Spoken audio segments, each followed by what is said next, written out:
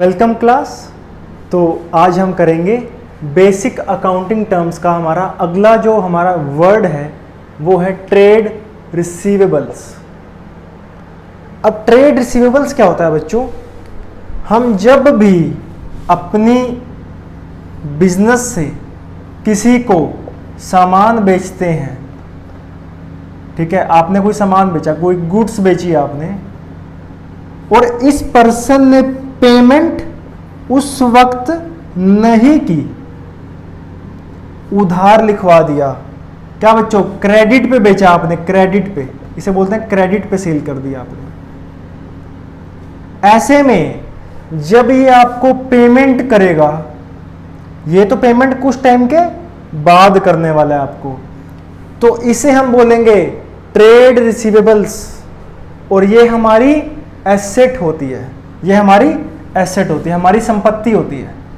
क्योंकि अगर वो कैश दे देता तो हमारे कैश में ऐड हो जाता, तो हमारी संपत्ति बन जाता, लेकिन उसके पास अभी भी वो कैश पड़ा है जो उसने हमें फ्यूचर में देना है, तो इसलिए वो अमाउंट जो उसके पास पड़ा है वो भी हमारी क्या है? संपत्ति है। इसे क्या बोलते हैं? ट्रेड रिसीवेबल्स, और ये हमारी एसेट होती है। अब ट्रेड रिसीवेबल्स भी बच्चों दो तरह के होते हैं, ये भी दो तरह के होते हैं। एक होता है डेटर्स और एक होता है बिल्स रिसीवेबल।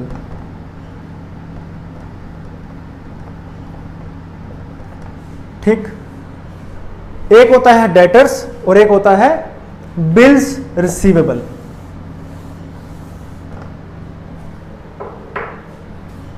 अगर आपने किसी को लोन दिया हुआ है, मान लीजिए बिजनेस में आपने किसी को लोन दिया हुआ है, कि किसी को हेल्प थी, लोन लेके चला गया आपके बिजनेस से, वो ट्रेड रिसीवेबल नहीं है, वो ट्रेड रिसीवेबल नहीं है।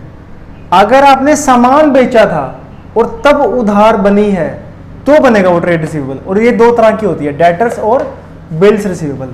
अब देखो, एक पर्सन है, मान लीजिए मिस्टर ए, इसके पास एक पर्सन आया मिस्टर बी, और इसने इसको आके बोला मुझे उधार में सामान दे दो,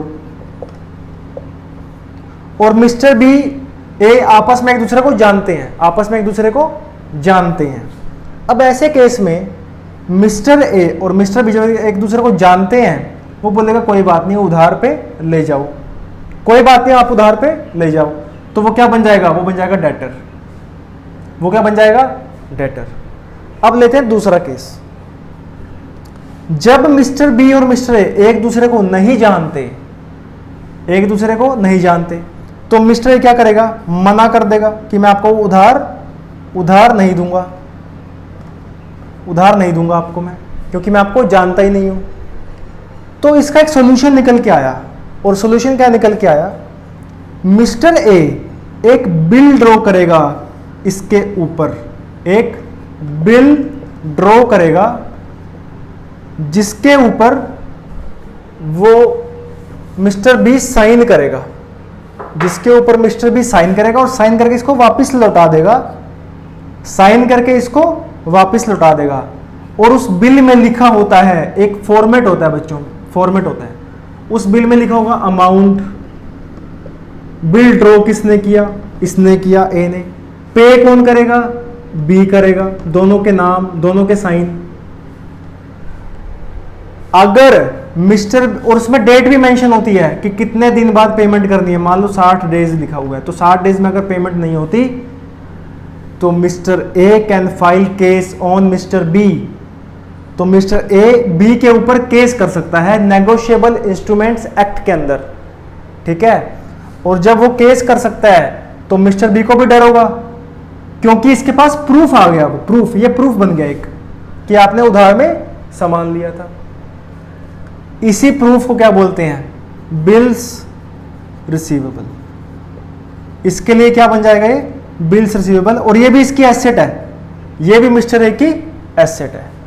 अब मिस्टर बी ने तो पैसे देने हैं, तो मिस्टर बी के लिए क्या बन जाएगा? Bills payable. बिल्स पेबल बन जाएगा। ये किसके लिए? मिस्टर बी के लिए। और मिस्टर ए के लिए क्या बन जाएगा? बिल्स रिसीवेबल सेम डेटर की तरह ही है, बस वहां पर कोई कागजी कार्रवाई नहीं होती और यहां पर एक हम बिल ड्रॉ कर देते हैं। एक प्रॉपर फॉर्मेट होता है, स्पेसिफाइड फॉर्मेट, उस फॉर्मेट में हम अमाउंट, ड्रॉअर, पेई, ड्रॉई ये सब लिख देते हैं और इससे ए बी के ऊपर ड्रॉ करेगा, बी साइन करके इसको वापस लौटा देगा। इसके लिए बन जाएगा बिल्स रिसीवेबल, इसके लिए बन जाएगा बिल्स पेबल, क्योंकि इसने इसकी पेमेंट करनी है। तो इसके लिए क्या बन जाएगा, लाइबिलिटी बन जाएगा। लाइबिलिटी मतलब पैसे देने हैं, इसके लिए क्या बन जाएगा, लाइबिलिटी बन जाएगा क्योंकि पैसे देने हैं। इसके लिए क्या बन जाएगा, एसेट बन जाएगा क्योंकि पैसे आएंगे, इसके लिए एसेट बन जाएगा। तो ये हो गया आपका ट्रेड रिसीवेबल्स। जब आपने किसी को सामान बेचा है और आपने उधार में बेचा है तो दो तरीके से आप बेचते हो, या तो आप उसका नाम लिख देते हो सीधा, वो आ जाता है डेटर, और अगर आपने उसके ऊपर बिल ड्रॉ किया है तो 60 डेज या 90 डेज 30 डेज जितने भी दिन का वो होगा, उसमें अगर वो पेमेंट नहीं करता you can file a case. तो ये होता है बिल्स रिसीवेबल। जहाँ पर ट्रस्ट नहीं होता वहाँ पर हम generally bills of exchange issue कर देते हैं।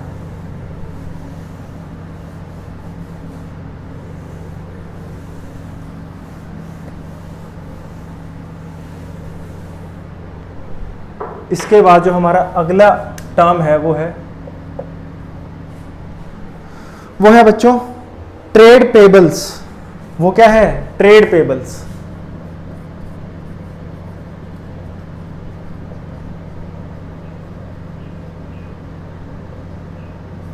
अब ट्रेड पेबल्स क्या होता है, सेम चीज होती है, उसी के पैरेलल। एक होता है क्रेडिटर और दूसरा क्या होता है, बिल्स पेबल। Bills payable. अब क्रेडिटर्स में और बिल्स पेबल में क्या फर्क होता है, सेम। अगर आप किसी से उधार में सामान लेकर आए, लोन नहीं लिया आपने किसी से, लोन लोगे तो वो अलग लोन की तरह लिखोगे, ट्रेड पेबल नहीं बोलोगे उसको। ट्रेड पेबल तभी बोलोगे अगर किसी से उधार में कोई सामान उठाकर लाए, अभी उसकी पेमेंट हमने नहीं की, तो ये हमारी क्या है, ये हमारी लाइबिलिटी है कि हमने इसके पैसे देने हैं। अब ये भी दो तरह की होती है, एक होता है कि आपके लिए वो क्या बन जाएगा, क्रेडिटर बन जाएगा, दूसरा आपके लिए क्या बन जाएगा, बिल्स पेबल। अगर वही बात है, अगर आपके और उसकी जानकारी है, अच्छी खासी जानकारी है, तो वो सिंपली आपका क्या बन जाएगा, क्रेडिटर बन जाएगा। लेकिन अगर वो कहता है कि नहीं मैं तो आपके ऊपर बिल ड्रॉ करूंगा, ड्रॉ करने के बिल आपके पास आएगा, आप उस पर साइन करोगे और वो बिल आप उसे वापस लौटा दोगे, तो आपके लिए वो बिल क्या बन जाएगा, लाइबिलिटी बन जाएगा, उसे आप बोलोगे बिल्स पेबल। सेम उसका अपोजिट है बिल्स पेबल। उसके बाद अगला जो हमारा वर्ड है वो है गुड्स। गुड्स हम बोलते हैं कोई भी ऐसा सामान जो आप बेचने के लिए लाए हो, कोई भी ऐसा सामान जो आप बेचने के लिए लाए हो अपनी फर्म में, कंपनी में, दुकान में। Goods include all those things which are purchased for resale और which are used for producing the finish goods. मतलब ये, या तो आप उसे दोबारा सेल करने के लिए लाए हो, यहां लाए, दुकान पे रखा, आगे सेल कर दिया, या फिर अपने पास लाए, यहां पर कुछ बनाओगे, आप यहां पर कुछ बनाओगे, रॉ मटेरियल से कुछ फिनिश गुड बनाओगे और फिर बेचोगे। इसे भी क्या बोलते हैं, मतलब आपने रॉ मटेरियल खरीदा, प्लास्टिक खरीदा, कुछ और चीजें खरीदी और उससे क्या करोगे, आप कुछ प्रोडक्ट बनाओगे, जैसे मार्कर बनाओगे, ठीक है। तो इंक क्या हुई यहाँ पे, रॉ मटेरियल, ये भी क्या होगा, गुड्स। इंक भी क्या बोलोगे, गुड्स बोलोगे। तो ये हो गई गुड्स की डेफिनेशन।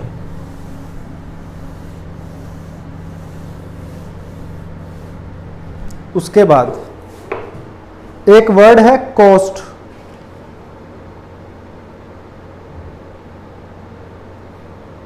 उसके बाद जो वर्ड आता है वो है कॉस्ट। अब बच्चों कॉस्ट क्या होता है, कॉस्ट का सिंपल अगर मैं मतलब बताऊं तो होता है लागत। किसी चीज को करने में कितनी लागत आई, कितनी कॉस्ट आई। तो यहां पर हम क्या करते हैं, जितने भी खर्चे हुए हैं किसी भी चीज के ऊपर वो सारे ऐड कर देते हैं। जैसे मान लीजिए अगर एक मार्कर की हम बात करें तो मार्कर पे मान लीजिए 4 रुपए की इंक लगी, 2 रुपए हमने लेबर के दिए, एक मार्कर पे हर हर एक मार्कर पर हम 2 रुपये लेबर देते हैं और 4 रुपये की इंक लग जाती है, 2 रुपये का प्लास्टिक लग जाता है, ठीक है, और इसकी जो ब्रांडिंग है, प्रिंटिंग है, उस पर मान लीजिए 1 रुपया लग जाता है, तो कितनी कॉस्ट आ गई बच्चों? 9 रुपये कॉस्ट आ गई। इसे हम क्या बोलेंगे? कॉस्ट। अब कॉस्ट की डेफिनेशन पढ़ लेते हैं। Cost can be termed as the amount of resources given up in exchange of some goods और services. The resources given up are money और money is equivalent expressed in terms of money. मतलब कोई भी resource लाने के लिए हमने जो अपने रिसोर्स गिव अप किए, मतलब कुछ पाने के लिए हमने मार्कर बनाया, मार्कर बनाने के लिए हमने ये पैसा दिया, ये पैसा दिया, ये पैसा दिया, ये पैसा दिया, इसे हम क्या बोलेंगे बच्चों? इसे हम बोलेंगे कॉस्ट। तो ये हो गया हमारा cost. For example, cost of machinery will include purchase price, freight and installation expenses. अब यहां पे मतलब क्या हुआ इसका? देखो, आप जब भी मान लीजिए आपने मशीनरी ली, ठीक है, मशीनरी, तो मशीनरी ली आपने, किसके लिए ली? अपनी फैक्ट्री के लिए मशीनरी ली आपने, कोई मशीन लेकर आए आप। अब मशीन का जो परचेज प्राइस था वो था मान लीजिए 5 लाख रुपीस, ठीक है, ठीक। अब परचेज प्राइस हो गया, उसके बाद फ्रेट लग गया। फ्रेट मतलब फैक्ट्री तक लाने का भाड़ा, किराया, वो लगा आपका 1000 रुपये। फैक्ट्री तक लाने का किराया कितना लगा? 1000 रुपये वहां तक लाने का खर्चा आ गया।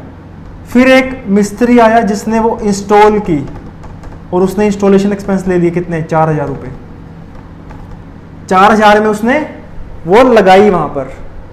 तो यहां पर कॉस्ट क्या बोलोगे मशीन की? अगर आपसे कोई पूछे मशीन आपको कितने रुपए में पड़ी, तो क्या बोलोगे? 5 लाख की पड़ी, 1000 की पड़ी, या 4000 की पड़ी, या फिर 5,05,000 की पड़ी।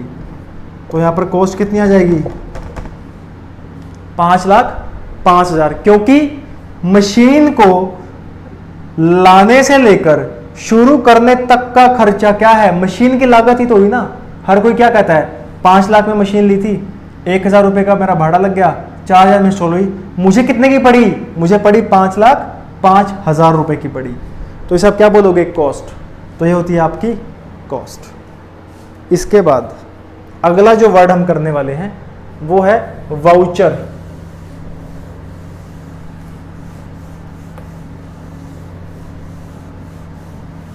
अगला वर्ड हम करेंगे वाउचर।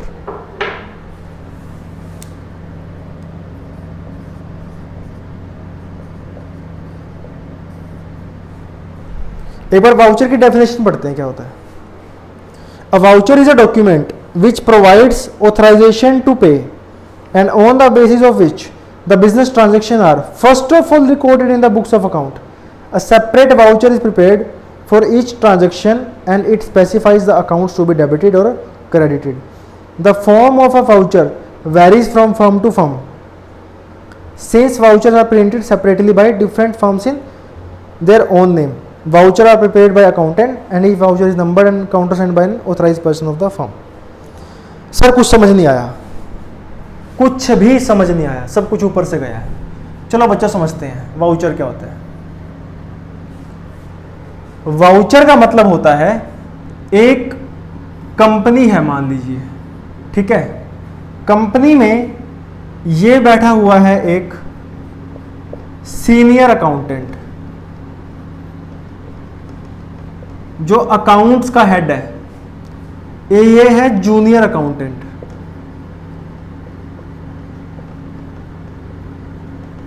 ठीक है, जर्नली सारे अकाउंट्स को ये प्रिपेयर करता है। इसका काम है एक किताब में सारी एंट्रीज करना या कंप्यूटर पे सारी एंट्रीज करना, इसका काम है। इसका काम क्या है? इनको ओवरव्यू करना, मतलब इसकी देख परख करना इसका काम है। बड़े डिसीजन लेना इसका काम है लेकिन अकाउंटिंग करना इसका काम है। Profit and loss, balance sheet वगैरह सारा इसका काम है। ठीक है, अब जब ये एंट्री करेगा कोई, तो मान लीजिए कोई एंट्री हुआ क्या, आपने एक मशीन परचेज की, सेम एग्जांपल लेते हैं, 5 लाख रुपए की, कितने की थी वो? 5,05,000 की थी ना, तो 5,05,000 की मान लो अब आपने एंट्री करनी है। हमने 5,05,000 की कॉस्ट पड़ी थी हमें मशीन की, अब हमने उसकी एंट्री करनी है। एंट्री का मतलब क्या हुआ? हमने अपनी बुक्स में एक एंट्री करनी है, रिकॉर्ड करना है ट्रांजैक्शन को। अब जूनियर अकाउंटेंट अगर ऐसे ही एंट्री कर दे, ठीक, बिना किसी को बताए खुद से एंट्री की, और उसके बाद उसने क्या किया, 5,05,000 की जगह 5,10,000 भी लिख सकता है वो, 5,05,000 की जगह उसे 5 लाख भी लिख सकता है वो, हो सकता है उसे कॉस्टिंग वाली बात समझ ना आई हो, ऐसा भी हो सकता है।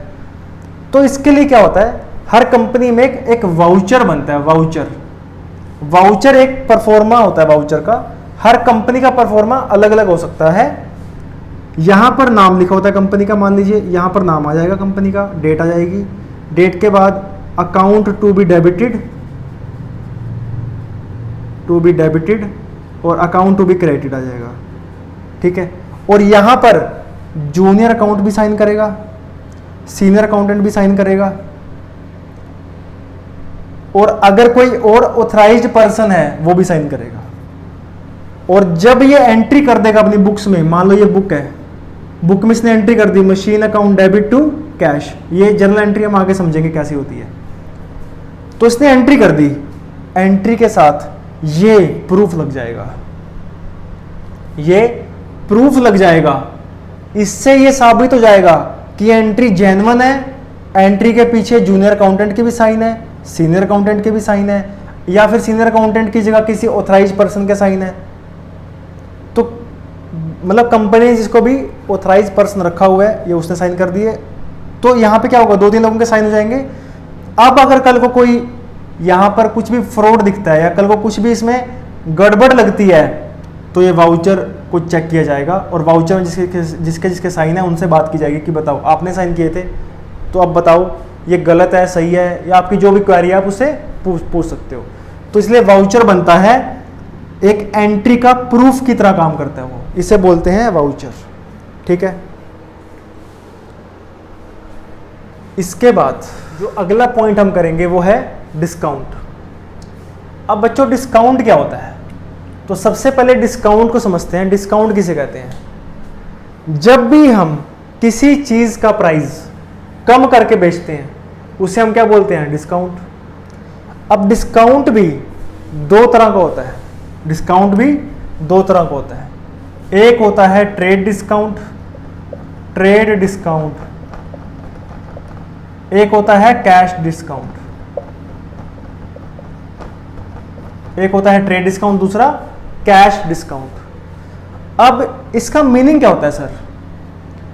एक बात सुनो, ये है रिटेलर, ठीक, कौन है ये? रिटेलर। ये सामान किससे लाता है? जितना भी सामान पड़ा है इसके पास, ये कहां से लाता है? ये लाता है एक बहुत बड़ी दुकान से, जिसका काम है होलसेल का। जिसका काम क्या है? होलसेल का काम है, काफी सारा सामान होता है इसके पास, ठीक। ये इसके पास जाके खड़ा हो जाता है और सामान लेता है और सामान लेके आ जाता है। अब एक बात का जवाब दो, जब ये इसके पास जाता है होलसेल वाले के पास, तो अगर किसी चीज का प्राइस MRP 100 रुपए है, MRP मतलब मैक्सिमम रिटेल प्राइस 100 रुपए है, मतलब रिटेलर वो चीज 100 रुपए की बेचता है कस्टमर को, यहां पर वो चीज कितने की बिकती है? 100 रुपए की बिकती है, यहां पर 100 रुपए की बिकती है। लेकिन क्या यहां से यहां भी 100 रुपए की बिकती है? यहां से यहां तो सस्ती बिकती है ना, यहां से यहां तो सस्ती बिकती है चीज। लेकिन अगर मान लीजिए ऐसा हो, कोई चीज 100 रुपए की थी, यहां से यहां कितने की बिकती हो गई? क्योंकि ज्यादा क्वांटिटी में लेते हैं, मान लीजिए 90 रुपए की बिकती है, मान लीजिए, और फिर 10 रुपए का प्रॉफिट कमा के रिटेलर 100 रुपए की आगे बेच देता है। MRP तो 100 रुपए ही है, ठीक, लेकिन यहां से यहां 90 रुपए की बिक रही है कोई चीज, मान लीजिए। अब जब 90 रुपए की चीज बिकती है, जो 10 रुपए हैं ये क्या है? ये ट्रेड डिस्काउंट है। व्यापार में जब होलसेलर रिटेलर को सस्ते दामों पर सामान देता है, मतलब लिस्ट प्राइस, ये लिस्ट प्राइस भी बोलते हैं इसको, क्या बोलते हैं? List price. लिस्ट प्राइस कह लो, मैक्सिमम रिटेल प्राइस कह लो। लिस्ट प्राइस से कम पे सामान बेचते हैं ना, क्योंकि तभी तो खरीदेगा ये। अगर होलसेलर ही इसको 100 रुपए की देगा तो ये इसके पास जाएगा ही नहीं, वो किसी और होलसेलर के पास जाएगा जो उसे 90, 85, 95 रुपए की देगा। ठीक है, तो ऐसे केस में यहां पर क्या होगा, ये कम में देगा इसको, 90 में, 85 में, 95 में, 92 में, ऐसे कुछ। इसे क्या बोलेंगे? Trade discount. ये है एक बात। और ट्रेड डिस्काउंट जो दिया जाता है, इसको नहीं दे रहा है, ये सबको दे रहा है। जो बंदा ज्यादा क्वांटिटी में सामान उठा के लेके जा रहा है, सबको देगा वो, इसी को नहीं देगा। अगर कोई और रिटेलर आया इसके पास, मान लो, उसको भी देगा ये, सबको देगा। जो भी ज्यादा क्वांटिटी में खरीदेगा सबको देगा ये ट्रेड डिस्काउंट। अब आता है कैश डिस्काउंट। कैश डिस्काउंट का मतलब होता है जब आपने 90 में फाइनल कर लिया कि हाँ मुझे 90 के हिसाब से 100 दे दो प्रोडक्ट अपने, मतलब 90 का रेट है, 100 यूनिट्स दे दो। मान लो बिस्किट्स की बात है, 100 रुपए का कोई पैकेट आता है बिस्किट का, तो 90 रुपए का दे रहे हो ना, मुझे 100 पैकेट दे दो ऐसे। ठीक, तो मेरा बिल कितने का बन गया? 9000 का। ठीक, अब होता क्या है, जब भी रिटेलर होलसेलर से सामान लेके आता है ना, जर्नली उधार पे लेके आता है। उधार बहुत चलती है इस काम में, होलसेलर बहुत सारी उधार बांटते हैं, लेकिन उनको भी खतरा होता है कि हमारे पैसे कहीं खत्म ना हो जाए, मर ना जाए पैसे, मतलब कहीं ये ना हो कि रिटेलर पैसे वापस ही ना करे। उससे बचने के लिए वो एक स्कीम लेके आते हैं, स्कीम जिसे बोलते हैं कैश डिस्काउंट। वो ये बोलते हैं 9000 रुपये आप अभी पेमेंट कर दो, आप अभी पेमेंट कर दो, उधार मत लिखवाओ, तो आपको हम 1% कैश डिस्काउंट दे देंगे। अभी क्या दे देंगे? कैश डिस्काउंट आपको दे देंगे। मतलब ये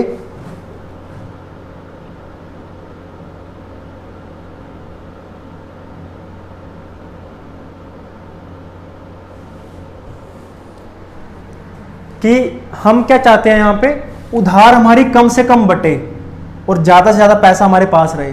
जैसे ही कोई रिटेलर सामान लेके जाए, पैसे दे जाए, इसके लिए हम उसको लालच देते हैं, 1% का, 2% का, 5% का, 10% का, जितना भी हो सकता है। ट्रेड डिस्काउंट तो तब भी मिलेगा, ये तो मिलना ही है। इसके अलावा एक्स्ट्रा में आपको क्या दे रहे हैं? कैश डिस्काउंट दे रहे हैं। या तो अभी पैसे दे दो, या 2 दिन में दे दो, 1 वीक में दे दो। जनरली यही होता है, या तो अभी दे दो, या 1 दिन में, 2 दिन में, 1 वीक में दे दो, 10 दिन में दे दो। क्योंकि जो उधार होती है वो जनरली 15 दिन, 1 महीना, 2 महीने की होती है। हम वो टाइम को कम करना चाहते हैं, इसलिए हम क्या बोलते हैं? 1 वीक में दे दो, अभी दे दो, 2 दिन में दे दो, ताकि आप अगर चाहते हो डिस्काउंट लेना तो अभी दे दो। इससे क्या होता है? रिटेलर भी लालच में आ जाता है, रिटेलर भी लालच में आ जाता है कि मैं 1% देता हूं, मुझे और सस्ता पड़ जाएगा सामान। तो इसे क्या बोलेंगे? इसे बोलेंगे कैश डिस्काउंट। ये कितना हो जाएगा? 90 रुपये। तो यहाँ पर इसके 90 रुपये और माइनस हो जाएंगे, तो ये कितना देगा अब? 8910। ठीक है, तो इसके 90 रुपये बच गए इसकी वजह से, कैश डिस्काउंट की वजह से। तो इसे हम क्या बोलते हैं? डिस्काउंट। और डिस्काउंट के कितने टाइप्स होते हैं? 2, ट्रेड डिस्काउंट और cash discount. When discount is allowed by seller to its customer at a fixed percentage on the list और कैटलॉग प्राइस, इसे क्या बोलेंगे? Trade discount. और when discount is allowed to customer for making prompt payment is called cash discount. उसके बाद goods and service tax. Goods and service tax,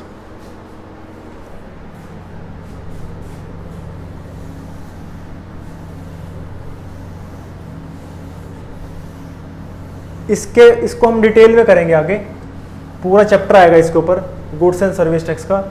इसको हम वहां पर समझेंगे, इसको अभी स्किप करते हैं अभी के लिए। और अगला वर्ड जो है वो है एंट्री। अगला वर्ड है हमारा एंट्री।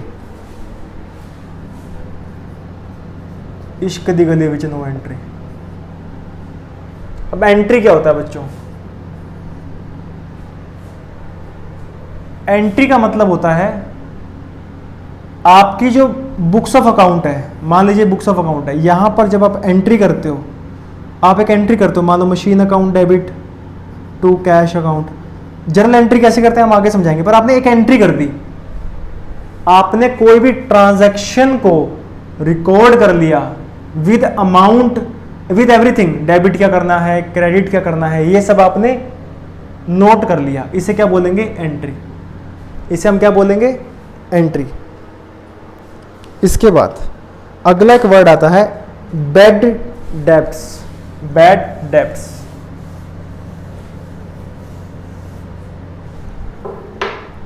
अगला वर्ड है हमारा बैड डेब्ट्स। डेब्ट्स का मतलब होता है पैसे लेने हैं किसी से। याद है हमने किया था डेटर्स, डेटर्स किया था ना, मतलब पैसे लेने हैं उससे। बैड का मतलब क्या हुआ, बुरे, और डेट्स का मतलब क्या हुआ, पैसे लेने हैं। मतलब पैसे लेने हैं पर अब वो पैसे नहीं आएंगे, हमें वापिस नहीं आएंगे, इसे क्या बोलेंगे, बैड डेट्स। ऐसे पैसे जो खत्म हो गए, आने थे पर अब खत्म हो गए, इसे क्या बोलेंगे, bad debts. It is the amount that has become irrecoverable from a debtor. It is a business loss and is debited to profit and loss account as an expense. मान लीजिए मैंने सामान बेचा इस साल, इसी साल मैंने सामान बेचा 20 लाख का, और मेरी परचेज 15 लाख का था, वो सामान मैंने 15 लाख का परचेज किया था, मान लो, तो 5 लाख का प्रॉफिट आ गया। मैंने सैलरीज वगैरह दी, 2 लाख की मैंने सैलरी दी, बिजली का खर्चा निकाला 1 लाख वगैरह, ये निकल गया मेरा। मतलब इतने की सेल की थी, इतने की परचेज की थी, और ये मेरे कुछ खर्चे थे जो दुकान के खर्चे थे, सैलरी देना, बिजली का बिल, रेंट वगैरह सब मिला के, ठीक। तो मेरा प्रॉफिट कितना आएगा, 2 लाख। लेकिन हुआ क्या था, इसी साल मेरे 50,000 रुपये किसी से मैंने लेने थे, किसी से मैंने 50,000 रुपये लेने थे। अब वो पैसे नहीं आ पाएंगे, हो सकता है इसकी डेथ हो गई हो सकता है ये अब अनट्रेसेबल हो गया हो, पता ही नहीं है ये है कहाँ पर, और मैंने काफ़ी कोशिश की इसे ढूंढने की, पर अब ये नहीं मिल पा रहा, या इसके पैसे नहीं मिल पा रहे, या फिर ये दिवालिया हो गया है ये पर्सन, या फिर ये दिवालिया हो गया है। तो इस केस में ये पैसे अब नहीं आएंगे, 1 रुपया भी नहीं आएगा। तो ये पैसे क्या मैं माइनस नहीं करूंगा अपने प्रॉफिट से? मतलब क्या मैं यही बोलता रहूंगा कि मुझे 2 लाख का प्रॉफिट हुआ, 2 लाख का प्रॉफिट हुआ? ऐसा नहीं बोलूंगा मैं। अब क्या बोलूंगा, 2 लाख का तो प्रॉफिट हुआ था, लेकिन इस पर्सन ने 50,000 रुपये मेरे नहीं दिए वापस, तो मेरा जो एक्चुअल प्रॉफिट होगा वो कितना होगा, 1.5 लाख रुपए। तो मैं क्या करूंगा, इसको लॉस की तरह ट्रीट करूंगा, एक्सपेंस की तरह ट्रीट करूंगा, और प्रॉफिट एंड लॉस अकाउंट में डालूंगा एक्सपेंस की तरफ। वो हम आगे समझेंगे। अभी आप ये समझो कि ये एक लॉस होता है जो आप प्रॉफिट से माइनस करते हो, ठीक है। तो इसे हम क्या बोलते हैं, बैड डेट्स। उसके बाद अगला जो हम वर्ड करने वाले हैं वो है इंसॉल्वेंट। इंसॉल्वेंट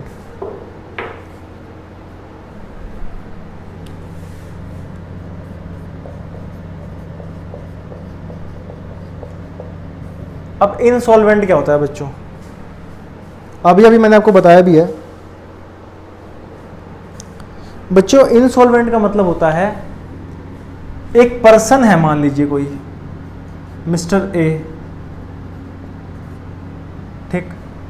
ये पर्सन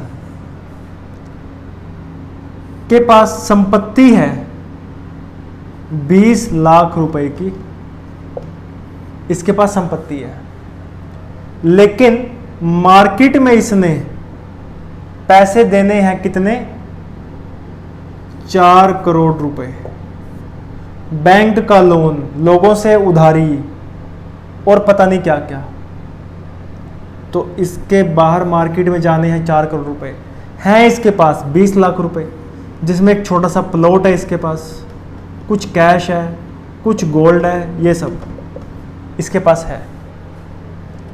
अब एक बात बताओ, अगर ये संपत्ति बेच देता है सारी, क्या ये सारा कर्जा चुका पाएगा, अपना सारा लोन चुका पाएगा? ये नहीं चुका पाएगा। इसी को हम बोलेंगे इंसॉल्वेंट, कि ये पर्सन दिवालिया हो गया है, इंसॉल्वेंट हो गया है, मतलब अपनी सारी संपत्ति बेचकर ये सारे पैसे चुका नहीं पाएगा। इसे क्या बोलेंगे? इंसॉल्वेंट। इसे क्या बोलेंगे? इंसॉल्वेंट।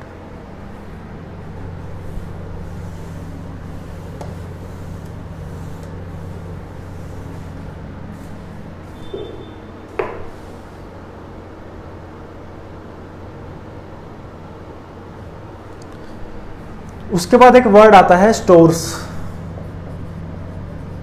इसका मतलब गोदाम नहीं है, कहीं आप गोदाम समझ लो, स्टोर वो स्टोर नहीं है, ये स्टोर्स है, स्टोर्स। इसका मतलब होता है बिजनेस में ऐसे बहुत सारी चीज़ें होती हैं, जैसे मान लीजिए आपको मैं एक बात बताता हूँ, एक दुकान है, एक बिजनेस है, एक कंपनी है, ये कुछ सामान खरीदती है और आगे बेच देती है। सामान खरीदा, चेयर्स खरीदी और चेयर्स आगे बेच दी। एक तो हो गया ये चीज़, इसे क्या बोलते हैं? परचेज, इसे बोलते हैं सेल। ठीक। अब एक है जो क्या करता है, चेयर बनाता है, मान लीजिए फैक्ट्री है चेयर्स की, तो क्या करेगा? प्लास्टिक खरीदेगा, कुछ कलर वगैरह खरीदेगा, कुछ पेंट वेंट करेगा, कुछ तो प्लास्टिक खरीदेगा, उसको मोल्ड करेगा, कुछ काम करेगा और आगे बेच देगा, चेयर बना के बेच देगा, रॉ मटेरियल से चेयर बना के बेच देगा। लेकिन यहां पर कुछ, अब यहां पे देखो, चेयर खरीदी थी, चेयर बेची, प्लास्टिक खरीदा और इसके साथ जो भी चीजें लगती हैं चेयर में वो भी खरीदी और आगे चेयर बना के बेच दी। लेकिन कुछ चीजें ऐसी भी होती हैं बिजनेस में जिससे कुछ बनता तो नहीं है पर उनका कंजम्पशन बहुत जरूरी होता है। जैसे कि कोई ऑयल है, जो मशीन यहां पर आपने लगाई है जिससे चेयर बना रहे हो, उस मशीन में ये यूज होता है मशीन को एक्टिव कंडीशन में रखने के लिए। जैसे बाइक्स में डलता है ना, मूंग ऑयल डलता है, तो ऐसे ही यहां पर कोई ऑयल यूज हो रहा है मान लीजिए। अब ये ऑयल के बिना मशीन नहीं चलेगी, लेकिन ऑयल चेयर में नहीं काम आ रहा, मशीन में काम आ रहा है। तो ऐसे कुछ चीजें, मटेरियल्स होते हैं जो ऐसे मटेरियल जो ऑयल की तरह, जो जितने भी मटेरियल होते हैं, इसे हम क्या बोलते हैं? स्टोर्स। इसे हम बोलते हैं stores. The term stores is used to donate materials held by an enterprise for the purpose of consumption in the business and not for resale. Examples are lubricants, spare part of machinery, packaging material. ये जो चीजें होती हैं ये cell करने के लिए नहीं होती कि आप ऑयल लेके आए और ऑयल सेल कर दोगे, ये खाली यूज करने के लिए आप लेके आते हो, इसलिए इन्हें क्या बोलते हैं? स्टोर्स बोलते हैं इनको।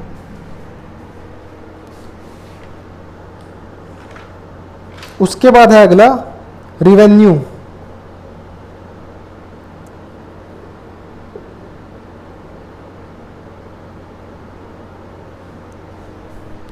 इसके बाद है रिवेन्यू।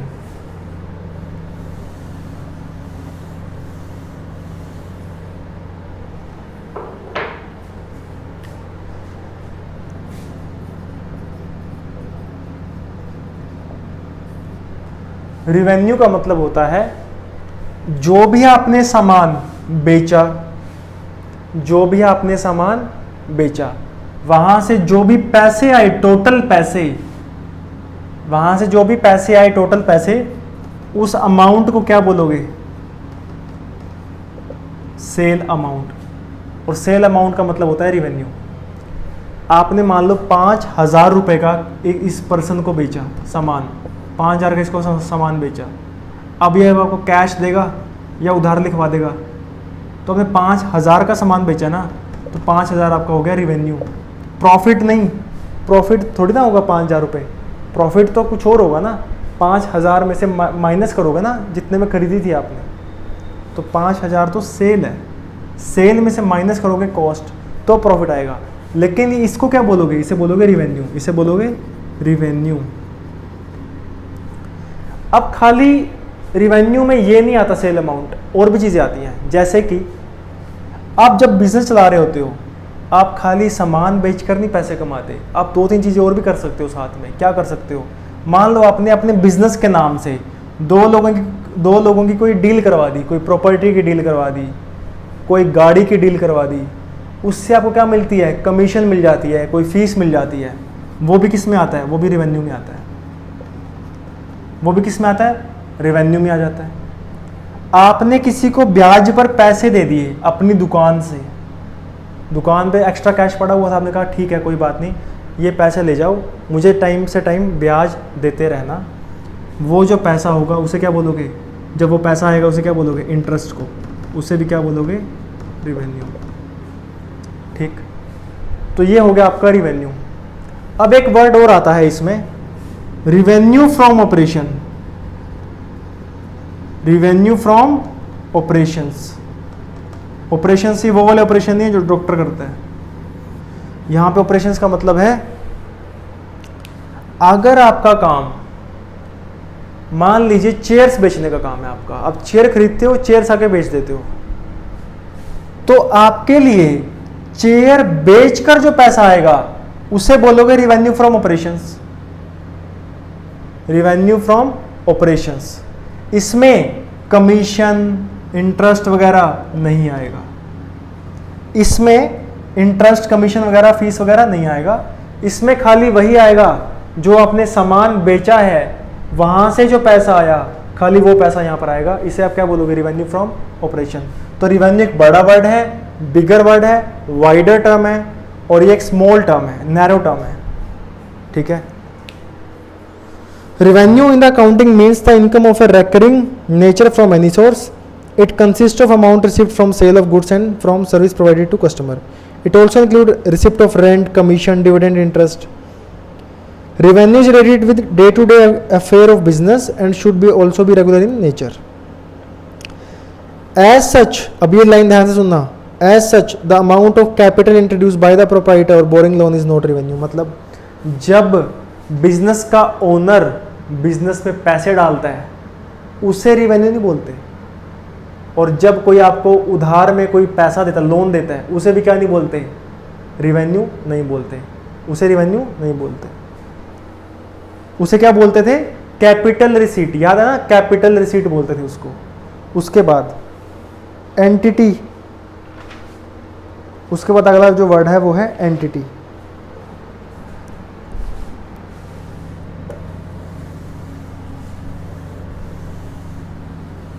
उसके बाद एक वर्ड है एंटिटी। एंटिटी का सिंपल मतलब होता है कोई भी ऐसी ऑर्गेनाइजेशन जिसकी आप बात कर रहे हो, अभी अकाउंटिंग कर रहे हो, तो वो कंपनी भी हो सकती है, वो सोल प्रोप्राइटरशिप भी हो सकती है।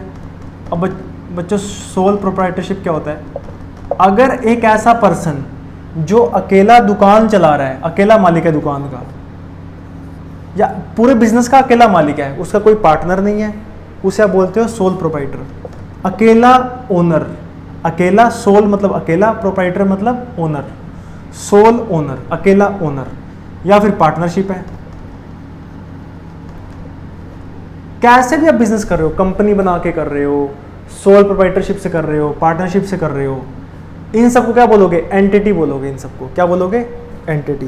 एन एंटिटी और business entity means an economic unit which is form to buy for earning profit by providing service और सेलिंग गुड्स। जहाँ पर आप बिजनेस कर रहे हो, आप सामान बेच रहे हो, ऐसे भी ऑर्गेनाइजेशन को क्या बोलोगे? चाहे वो कंपनी है, सोल प्रोप्राइटरशिप है या पार्टनरशिप है, उसे आप क्या बोलोगे? एंटिटी या बिजनेस एंटिटी। अगला वर्ड इसके बाद जो है वो है टर्नओवर। अब टर्नओवर का मतलब क्या होता है?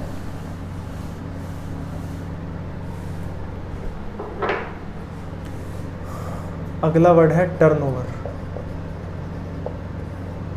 सिंपल वर्ड है, आपने बहुत ज्यादा सुना भी होगा, ये शार्क टैंक में भी सुना होगा आपने सुना होगा ना कि कंपनी की टर्नओवर कितनी है। सिंपल मतलब है इसका सेल, कि आपकी सेल कितनी है, आपकी सेल कितनी है, इसे आप क्या बोलते हो? टर्नओवर। और एक ये पीरियड की सेल होती है, मतलब कि 1 साल की सेल बता दो तो 1 ईयर, 6 मंथ्स की बता दो तो 6 मंथ्स की टर्नओवर हो जाएगी यहाँ पर। तो ये होता है turnover, total sale of a particular period.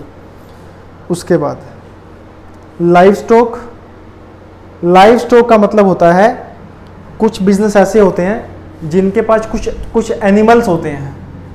कुछ बिजनेस के पास स्टॉक तो होता ही है, सामान तो होता ही है, लेकिन कुछ एनिमल्स होते हैं, लाइक हॉर्स होते हैं। अब हॉर्स से वो क्या करते हैं, अपना बिजनेस चलाते हैं, ठीक है। तो अगर उनके, तो वो भी क्या है, बिजनेस की एसेट है, संपत्ति है।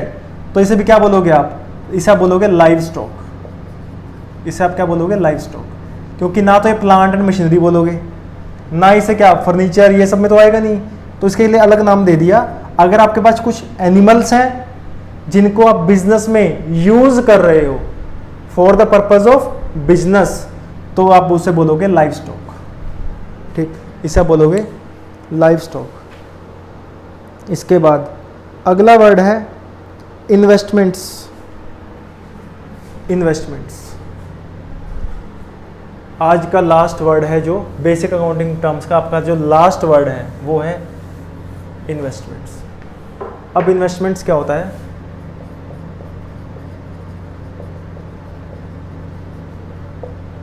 आपने सुना होगा, कहते हैं ना कि पैसा वहां इन्वेस्ट कर दो, यहां इन्वेस्ट कर दो, ये कर दो, वो कर दो, तो उसी को ही बोलते हैं जनरल इन्वेस्टमेंट्स। तो अब आपने क्या किया, किसी कंपनी के शेयर्स खरीद लिए, मान लीजिए आपने रिलायंस के या टाटा के, किसी भी कंपनी के आपने शेयर्स खरीद लिए। तो आपने क्या किया, 5000 शेयर खरीदे, और मान लो शेयर प्राइस है आपका 100 रुपये का, तो आपने 5 लाख की इन्वेस्टमेंट कर दी। इसे आप क्या बोलोगे, इन्वेस्टमेंट। इसे आप सिंपली क्या बोलोगे, इन्वेस्टमेंट। तो आपने इन्वेस्टमेंट कर दी, इसे आप बोलोगे investment. Investment refers to deployment of funds, मतलब अपने फंड्स को ट्रांसफर करना, कहाँ पर, शेयर्स में या डिबेंचर में of companies with the intention of earning a return. आपका मोटो क्या है कि मुझे कुछ पैसे कमाने को मिलेंगे, यहाँ पर कुछ पैसे कमाने को मिलेंगे, तो आपने किसी कंपनी के शेयर्स खरीद लिए या डिबेंचर खरीद लिए, तो इसे आप क्या बोलोगे, इन्वेस्टमेंट्स। तो आज के लिए इतना ही। नेक्स्ट चैप्टर करेंगे इसके बाद accounting equation. Thank you so much.